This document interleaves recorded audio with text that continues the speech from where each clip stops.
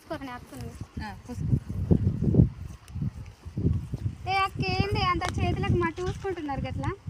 ఇది ఎందుకంటే రైతు సోదరులకు మా యొక్క నమస్కారములు. రైతులు మన పొలంలో ఎరువులు చల్లుతారు కదా, మందులు చల్లడం వలన ఈ చేతులకు అంత మందు అంటుతుంది కదా. డైరెక్ట్ అలా చేతులకు అంటకుండా మన పొలాల దగ్గర అలా చేతులకు గ్లౌజులు అందుబాటులో ఉన్నాయి కదా, అందుబాటులో ఉన్నందువలన అవి బంకమట్టి చేతులకు పూసుకున్న తర్వాత ఒక 10 నిమిషాలకు ఆరిపోతాయి కదా.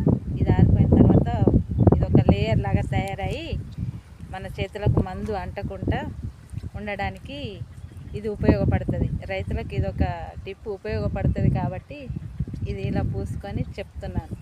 ఎందుకంటే డైరెక్ట్ మందు చేతులకు అంటితే మనం అన్నం తినడం వలన పాయిజన్ లాగా అవుతుంది కదా, అలా కాకుండా ఫామ్ అవ్వకుండా ఉండడానికి రైతులు ఇలాంటి టిప్స్ పాటించాలని చెప్పేసి ఇదొకటి చెప్పడం జరుగుతుంది. రైతు సోదరులకు గమనించగలరు. నచ్చితే లైక్ చేయండి, షేర్ చేయండి, సబ్స్క్రైబ్ చేయండి. వన్స్ అగైన్ కామెంట్ మాత్రం చేయండి, అది ఎలా ఉపయోగపడుతుందో అనేది చెప్పండి.